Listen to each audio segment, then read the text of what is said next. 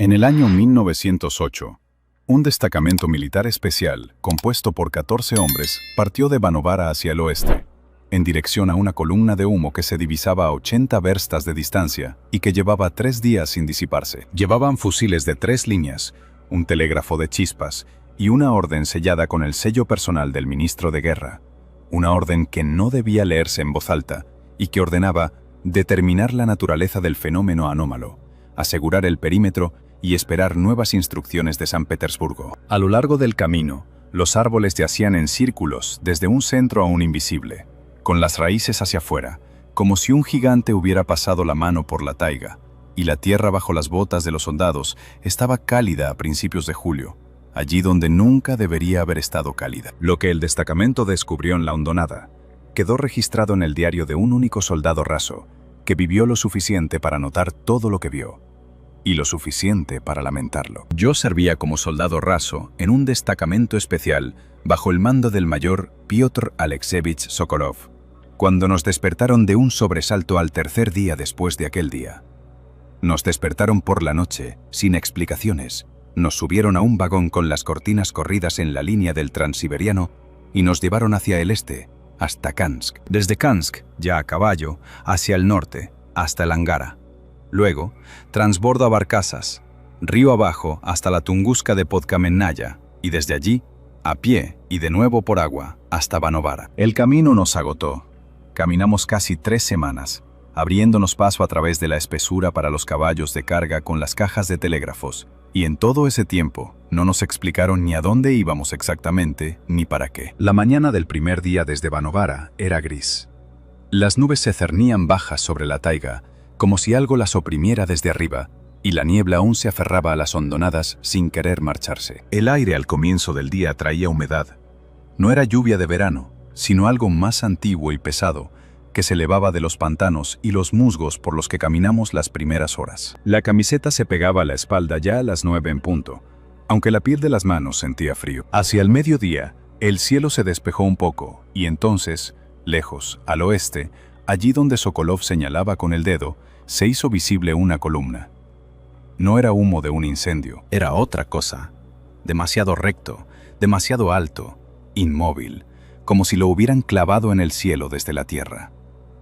Nuestro equipo se había reunido a toda prisa, pero era de buena calidad. Cada soldado raso llevaba un fusil de 3 líneas del modelo del 91, 80 cartuchos en una bolsa de cuero colgada al hombro, un impermeable de lona enrollado sobre el paño de dormir, una olla, una cantimplora con agua hervida, 4 libras de carne salada y otras tantas galletas de centeno, envueltas en una bolsa de lona. El mayor Sokolov llevaba además, en 2 caballos de carga, un telégrafo de chispas, pesado, en cajas de madera con esquinas forjadas, con un generador manual que hacían girar de 2 en 2 por turnos. Cuando el aparato funcionaba, el aire olía a ozono y a cobre quemado, y las chispas entre los contactos crepitaban de forma audible a 20 pasos de distancia. También llevaban un maletín alargado de cuero con cierres metálicos, que Sokolov no soltó de las manos durante el primer día, y no abrió ni una sola vez delante de nosotros. Vlasenko llevaba una brújula militar y un podómetro en el cinturón.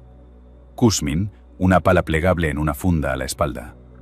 Éramos 14, sin contar al comandante. El suboficial Piotr Vlasenko estaba al mando de nuestra decena. Bigote con canas en las puntas, hablaba con una sola palabra donde otro habría dicho 10, y llevaba en la muñeca izquierda una cicatriz de bayoneta, antigua, blanquecina. El soldado raso Stepan Burtsev era de hombros anchos, con puños del tamaño de una cabeza de col. Antes de nosotros, había servido en la guardia de las minas de carbón de Kolchugino, en la provincia de Tomsk, y solía llevar el fusil de 3 líneas a la espalda, como un carpintero lleva el hacha. El soldado Ilya Terekov era bajo, ágil, con la costumbre constante de cambiar el peso de un pie a otro cuando esperaba, como si el suelo bajo sus pies fuera siempre inestable. El soldado Fyodor Sergeyev llevaba en el cinturón una navaja plegable con mango de cuerno y la usaba para todo: cortar pan, tallar estacas, arreglar los arreos, y esa navaja siempre estaba a mano, ya abierta, incluso antes de que surgiera la necesidad. El soldado Malishev, el más joven de nosotros, de 18 años, llevaba en el bolsillo de la camiseta una carta de su madre, envuelta en un trozo de tela engrasada, y la releía cada noche a la luz del fuego, entrecerrando los ojos con miopía. Los demás, Kuzmin, Diakov, Popov, Yeremenko, Dorokin, los hermanos Avdeev y Ryabinin, llevaban el equipo, caminaban en fila y guardaban silencio. Como callan las personas a las que no se les ha explicado a dónde las llevan ni para qué. Desde Vanovara nos guiaba un guía evenco llamado Agikta. Pequeño, delgado, vestido con una manta de piel de reno, a pesar del calor del verano. Iba delante por senderos de animales que para nosotros eran invisibles, y no decía nada, salvo cuando el camino lo exigía. La leyenda oficial para los lugareños era sencilla. Una expedición topográfica, documentos oficiales con sellos. Nadie en Vanovara preguntó 2 veces. Salimos al amanecer. Las primeras horas, el sendero discurría por un pinar abierto. Luego descendió hacia el cauce de un pequeño arroyo. El agua era negra y lenta, y olía a corteza podrida. Luego, otra subida, a través de un pantano donde el pie se hundía hasta el tobillo a cada paso. Al mediodía del primer día, habíamos recorrido 20 verstas. Sokolov iba al final del grupo y no hablaba con nadie. Solo de vez en cuando miraba la brújula y tomaba notas en una pequeña libreta. Los 2 primeros días, el camino discurría por la taiga habitual. Cedros, alerces, abedules en los bordes del sendero, pantanos cada 3 verstas, un enjambre de mosquitos sobre cada hondonada. Para pasar la noche, nos acampábamos al amanecer, cocinábamos gachas y montábamos guardia por parejas. El cielo estaba normal, pálido, veraniego, con altas nubes plumosas. Los pájaros gritaban entre las copas de los árboles. Las ardillas se afanaban entre la madera caída. Malishev cazó un urogallo y lo asó en una vara, y todos nos sentamos a su alrededor, y todo era normal, y nadie pensaba en que dentro de 4 días ya no quedaría ni un pájaro. Al segundo día, el camino cambió. Al principio fue casi imperceptible. Los árboles se alzaban con normalidad, el sendero seguía su curso, los arroyos corrían. Pero a media mañana, Agikta se desvió del sendero y nos llevó directamente a través de un bosque derribado, sin dar explicaciones. Pasamos por encima de los troncos, nos abrimos paso entre la maleza, y de repente nos encontramos al borde de algo nuevo. Los árboles yacían en el suelo. No eran troncos caídos aislados, sino todos juntos. Toda una ladera, varios cientos de árboles, tumbados en una misma dirección. Con las raíces hacia algo que estaba más allá, con las copas hacia nosotros. La nieve se había derretido, pero la tierra entre los troncos estaba negra, como si algo hubiera ardido allí, aunque el incendio claramente no era de ayer. Caminábamos en silencio por el bosque derribado. Burtsev le dijo a Liakov que había sido una tormenta. Liakov asintió. Terejov miraba los troncos, cómo yacían tan rectos, cómo estaban dispuestos de manera uniforme, y guardaba silencio. Al atardecer del segundo día, Agikta nos llevó a la cresta de una pequeña loma. Subimos durante mucho tiempo, abriéndonos paso a través de la maleza, jóvenes abedules tan densos como un cepillo, con ramas que nos azotaban la cara. Luego, el matorral se acabó, y se abrió la cresta, vacía, sin árboles, solo roca desnuda y musgo. Salimos a ella y nos detuvimos. Abajo se abría una hondonada. Su fondo era negro, no gris pardo, como la taiga quemada, sino negro mate, casi aceitoso. Los árboles yacían en círculos desde un punto central, extendiéndose miles de brazas en todas direcciones, con las bases hacia el centro y las copas hacia afuera, en filas rectas, como si alguien las hubiera colocado con una regla. En el centro mismo había algo de pie. Lejos, a 1,5 millas, pero se veía, estaba allí, plateado. Ni un árbol, ni una roca. Agikta se quitó el gorro. Se santiguó, lento, minuciosamente, 3 veces. Luego se puso el gorro, se dio la vuelta y se fue de vuelta por el mismo sendero por el que habíamos venido, sin prisas, sin decir palabra, sin mirar atrás. Sokolov lo llamó por su nombre. Agikta no aminoró el paso. Sokolov lo llamó de nuevo, con más severidad. Agikta se adentró en el bosque hasta que los cedros lo ocultaron por completo. Ninguno de nosotros volvió a verlo. Sokolov lo siguió con la mirada durante unos instantes. Luego se volvió hacia nosotros y ordenó que descendiéramos hacia la hondonada. Acampamos en el límite de la zona quemada, donde la tierra calcinada daba paso al musgo. Sokolov estableció un perímetro de seguridad. 200 pasos del objetivo. No acercarse sin orden expresa. Hablar en voz baja. El fuego, pequeño, solo para cocinar. Burtsev preguntó por qué no se podía hablar más alto. Sokolov permanecía de pie con los prismáticos a los ojos, mirando hacia la hondonada, sin responder. Burtsev no repitió la pregunta. El objeto estaba allí, en el centro de la hondonada. Incluso a 200 pasos se veía claramente que no era una roca. Alargado, plateado, sin una sola junta, rasgado por el lado izquierdo. Por dentro sobresalía algo oscuro, ni madera ni tierra. Del tamaño aproximado de 3 carros de labranza colocados uno al lado del otro. Metal. Claramente metal, porque brillaba al menor movimiento de las nubes. Pero no hierro, ni cobre, ni acero. Algo distinto.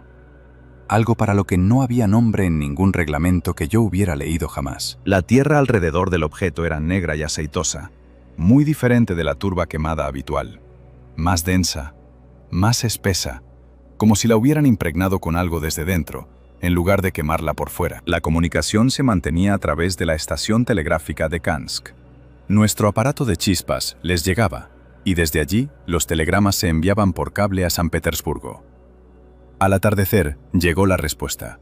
3 palabras. Sokolov leyó la cinta, la arrancó y la guardó en el bolsillo de su camiseta. Ordenó a todos que se dispersaran por sus puestos. Esperamos. Al tercer día de nuestra llegada al epicentro, cuando el destacamento avanzaba a lo largo del cordón hacia el extremo norte de la cuenca, el aire cambió. Al principio casi no le presté atención. El humo, la humedad, la tierra removida. Todo eso ya se había convertido en un fondo habitual en 3 días. Pero bajo lo habitual apareció algo más. Una nota sutil, aguda y un poco dulce a la vez, parecida al almizcle, pero no animal, ni de oso, ni el habitual olor a caza. Algo más antiguo y más penetrante. Llegaba a ráfagas con el viento del este y desaparecía cuando el viento cambiaba. Terekov, que caminaba a mi lado, frunció el ceño y se detuvo olfateando. Dijo en voz baja que se parecía al plomo quemado, solo que con un toque de algo húmedo. Inhalé más profundamente, tratando de identificar el origen. El olor era más intenso donde el suelo era más negro, en la franja más cercana al objeto. Vlasenko nos ordenó a ambos que siguiéramos adelante y no nos detuviéramos.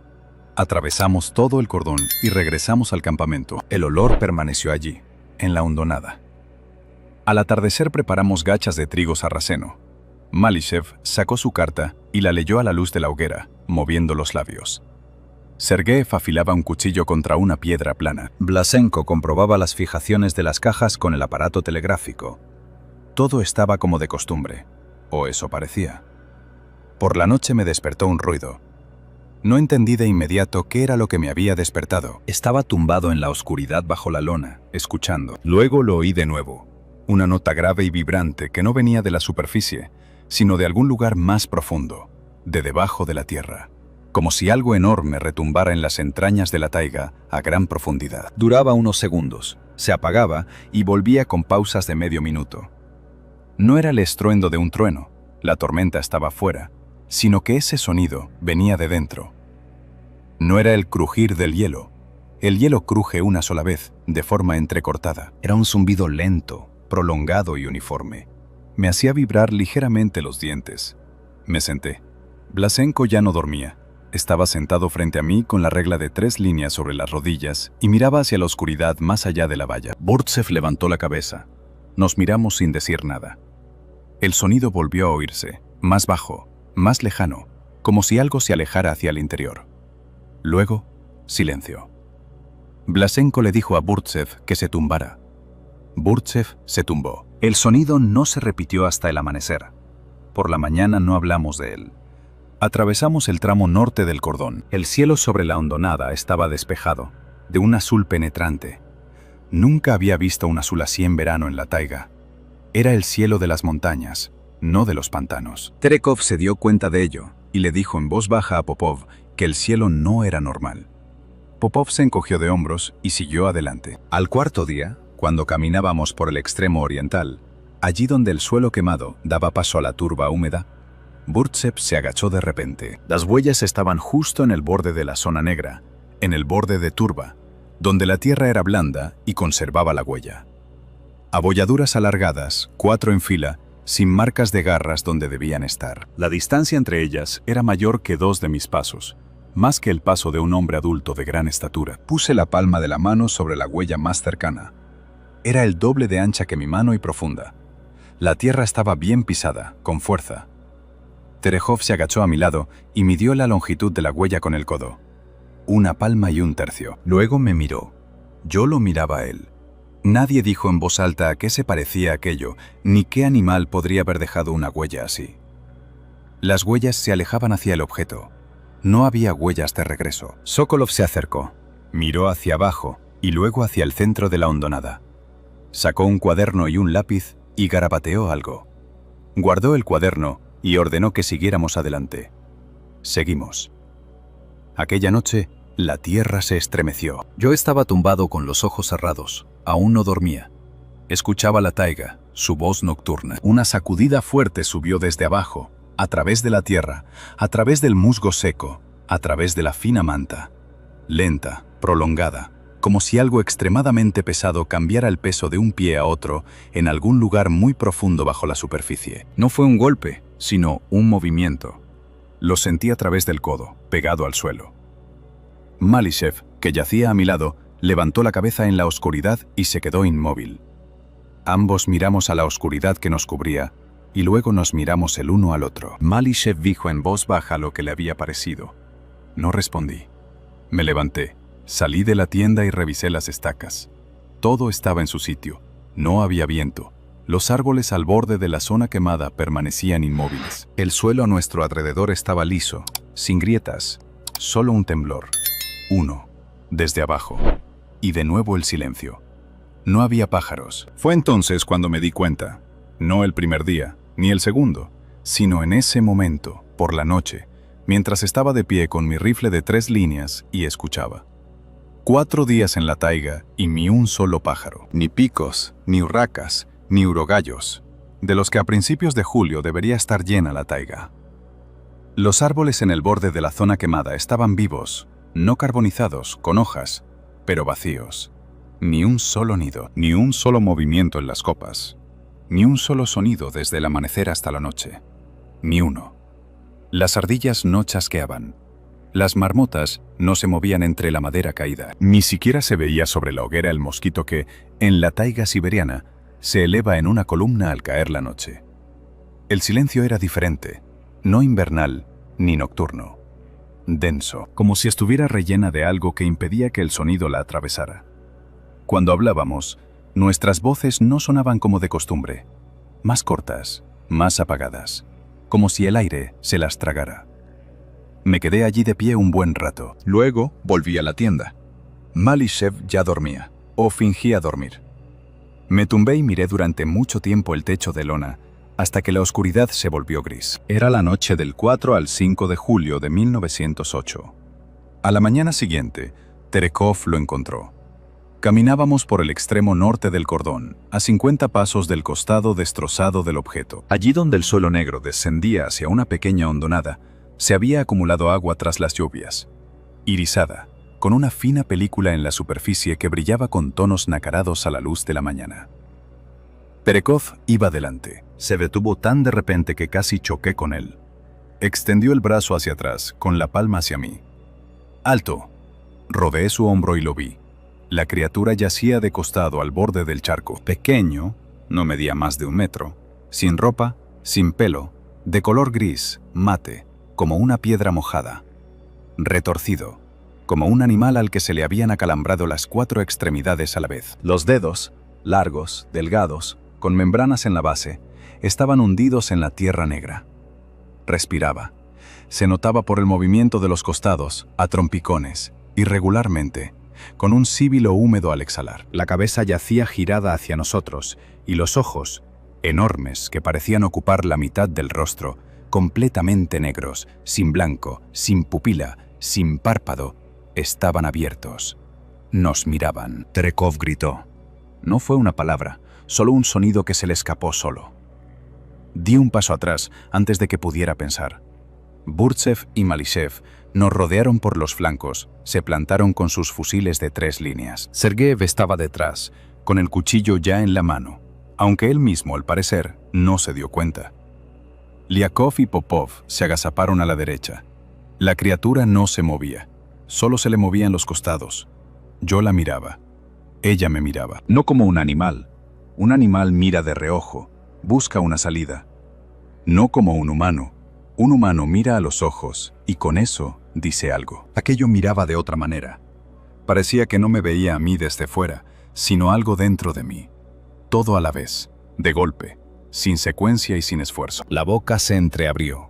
Finos labios grises, ni dientes ni lengua detrás de ellos, solo oscuridad.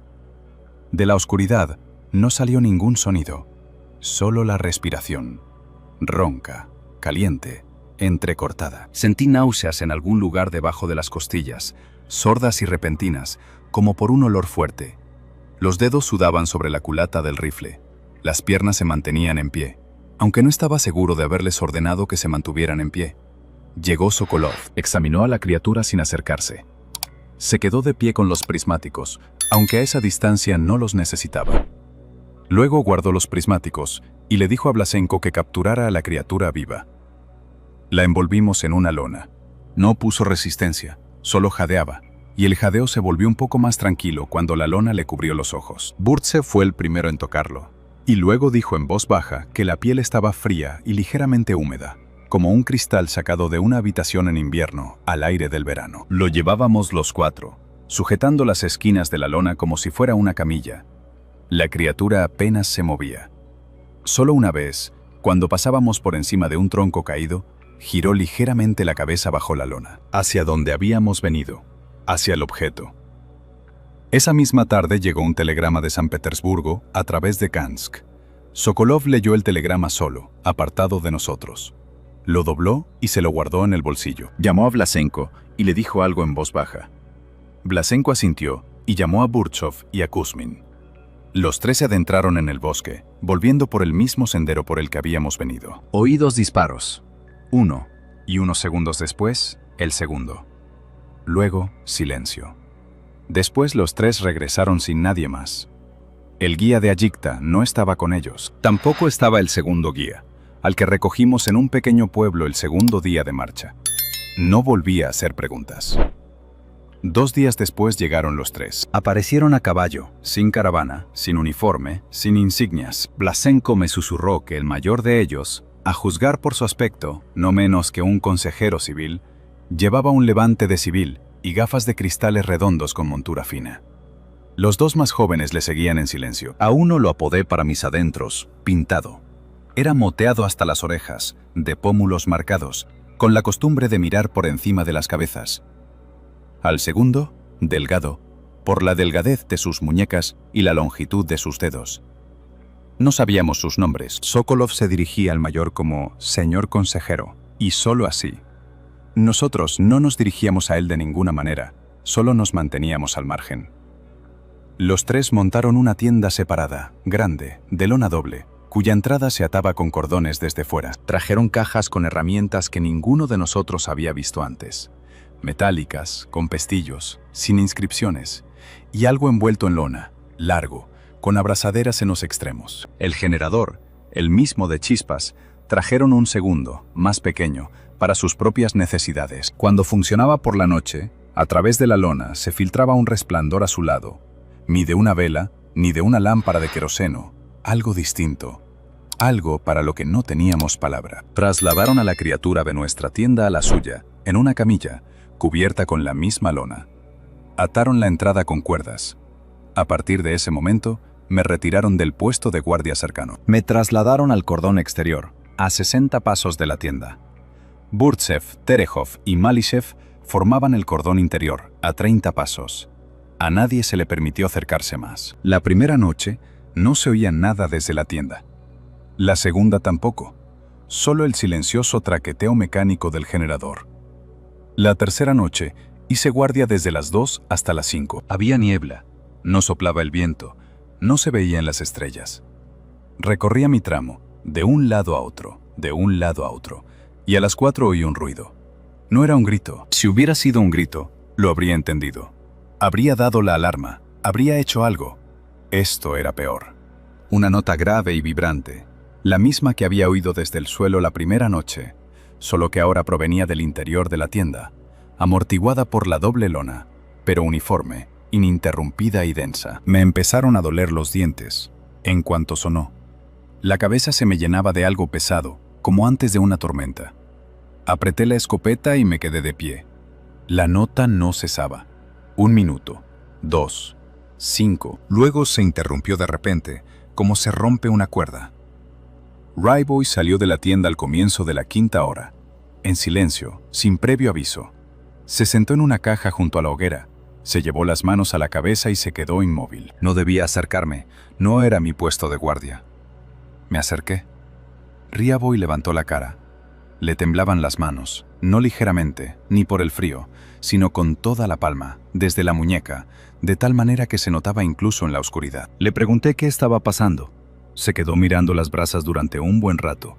Luego dijo, sin levantar la vista, que no gritaba, que simplemente miraba mientras tú trabajabas. Y al cabo de un rato, empiezas a verte a ti mismo a través de sus ojos.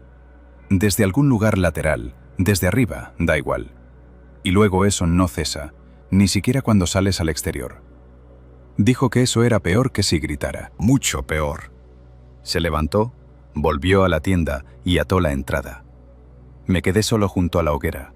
El cielo sobre la hondonada estaba oscuro, sin nubes, y las estrellas brillaban más intensamente allí que sobre el campamento. Era difícil de explicar, pero era así. El cielo estrellado sobre el epicentro era más brillante, como si el aire fuera diferente en ese lugar. 2 noches después de la conversación con Ryabi, oí la voz del consejero. Hablaba con alguien detrás de la lona, en voz baja, monótona, con largas pausas, como si esperara una respuesta.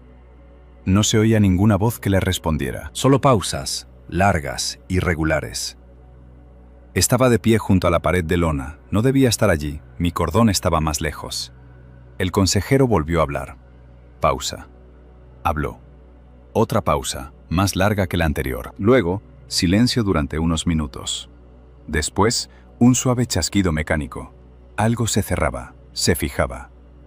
Me retiré a mi puesto y no volví a acercarme. Por la mañana, el consejero salió de la tienda y se quedó mirando durante un buen rato la hondonada, el fondo negro del cráter. Luego sacó algo pequeño del bolsillo. No distinguí qué era. Lo apretó en el puño y lo guardó de nuevo. Se dio la vuelta y se metió en la tienda. No salió a desayunar. 7 días después de la llegada de los civiles, a Burtsov le empezó a sangrar la nariz. Al principio no dijo nada al respecto, después ya no pudo ocultarlo. La sangre no se detuvo durante 3 días. Andaba con un trapo en la cara y escupía hacia un lado. Los dientes empezaron a aflojarse. Primero los laterales superiores, luego los frontales inferiores. Lo vi cuando hablaba. Una semana después, le costaba sentarse y se levantaba lentamente, agarrándose al hombro de su compañero. Anotación oficial en el diario. Fiebre tifoidea. Blasenko lo firmó. Nadie puso objeciones. Llevé con él el puesto conjunto en la 3ª semana, no en la tienda de los civiles, sino en la ronda exterior. Burtsev caminaba lentamente y respiraba por la boca. Le ofrecí llevar su rifle de 3 líneas. Se negó, con un breve movimiento de cabeza, sin decir nada. Sus puños eran los mismos, del tamaño de una cabeza de col, solo que ahora la piel que los cubría era gris. Recorrimos toda la ronda en silencio. A la vuelta se detuvo, apoyó la mano en el tronco de un abeto y se quedó así unos segundos. Luego siguió adelante. Burtsev murió 18 días después de que comenzaran las hemorragias. Murió en silencio, por la noche, mientras dormía. Simplemente no se despertó. Blasenko lo encontró por la mañana. Después de él, Sergeyev, 10 días más tarde. Los mismos síntomas, hemorragias, dientes flojos, debilidad. Luego, Malishev, de 18 años, con una carta de su madre en el bolsillo.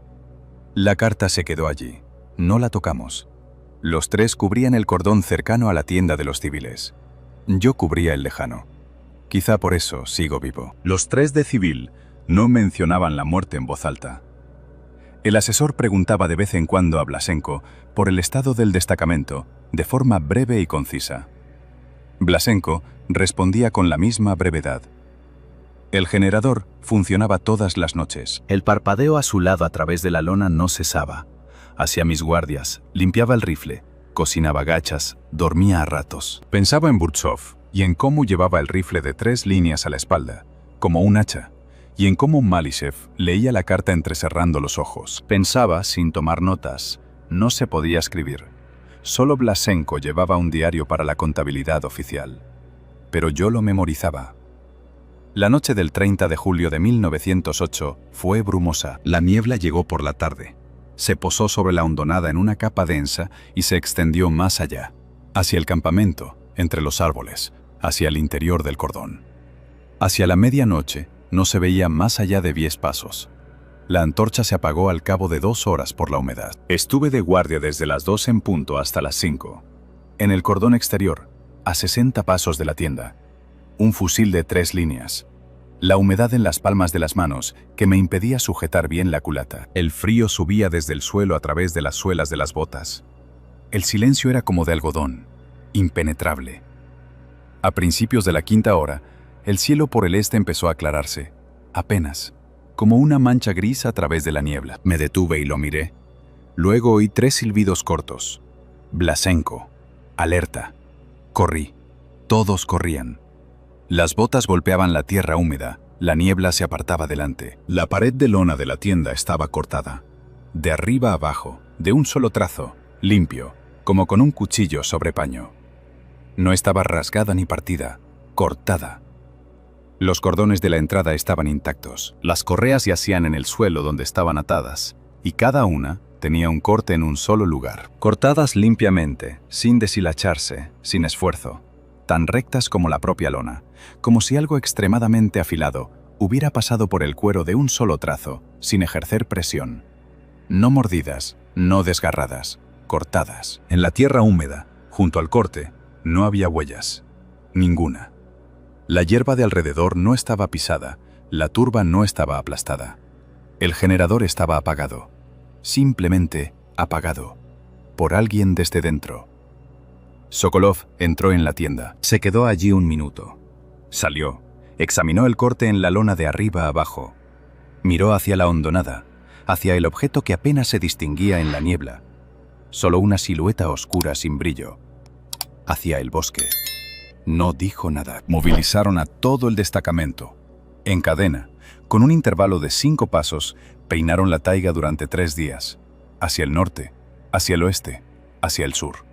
Sokolov soltó a los perros. Siguieron el rastro hasta un desgarro en la lona, avanzaron en fila, y a los 100 pasos hacia el norte se detuvieron. Todos a la vez. No gimieron, no gruñeron, no tiraron de la correa. Simplemente se sentaron y miraron al frente, hacia donde el bosque se hacía más denso y oscuro, donde el sol no llegaba al mediodía. Los guías tiraban de las correas. Los perros miraban hacia la oscuridad entre los árboles y no se movían del sitio. 3 días de rastreo. Nada. Al 4º día, Sokolov recibió un telegrama vía Kansk, procedente de San Petersburgo. Lo leyó a solas, detrás de los árboles. Regresó con el rostro inexpresivo y anunció el fin de la operación. La orden fue breve. Destruir el objetivo. Retirar todo el material.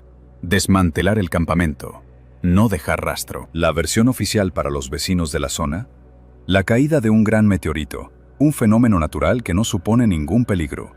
En los periódicos ya se había escrito sobre el bólido, que así quede. Los tapadores de la escolta de Sokolov colocaron los explosivos. Nosotros ayudamos.